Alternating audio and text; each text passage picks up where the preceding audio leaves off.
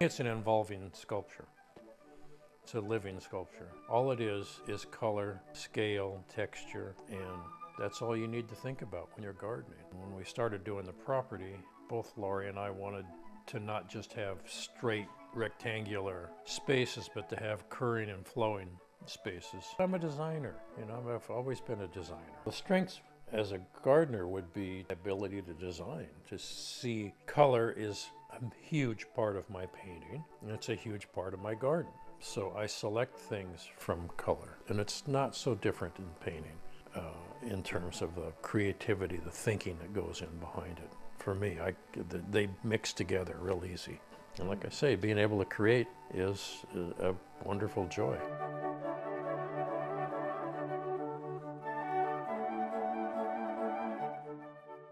It's not a large garden. In fact, it's rather small. The viewer is enticed along a curved path which proceeds from one distinct area to another.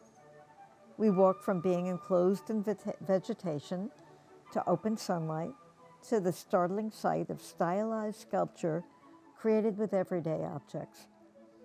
The colors and spaces and plants are varied, but our feeling is of being enclosed in a place of tranquility. Scott has created a formal garden in his own image.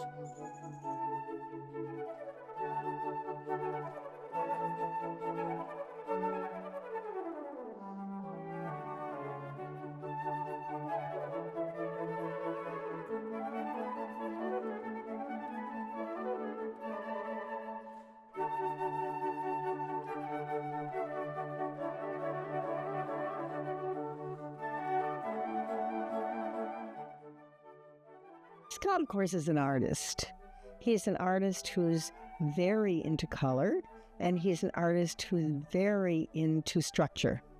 They're both equally important, I think, in his work. Scott and I, well, a bunch of us, including Scott and Laurie, went to Giverny, and we immediately lost everybody else. They were wandering through these glorious grounds, and Scott and I spent 3 hours just looking at the flower beds, analyzing, the sweep of the colors and where they changed and where they were odd and where something unexpected happened.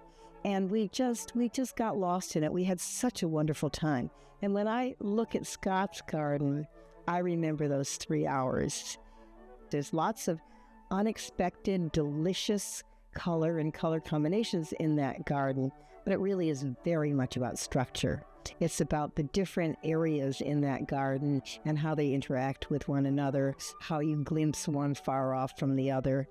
So his kind of painting is the same way he did his garden. Scott isn't a colorist the way Monet was, but color is very important to him. He likes bold color, very bold color. And he also really, really relies on structure, which is incredibly important to him. Structure and line are very important to him.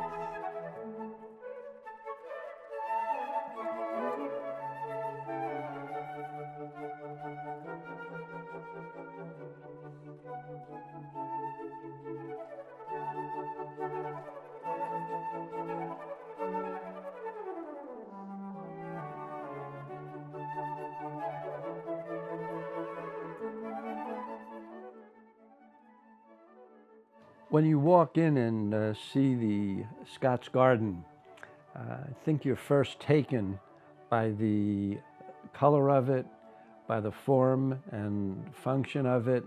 And I think that Scott's garden really is about who Scott is. It's got all the components that are important to him. It's got the flora and the fauna. It has the structure. It has the colors that are reflected in his paintings, as well as the insects. And I think it's just an extension of his overall work.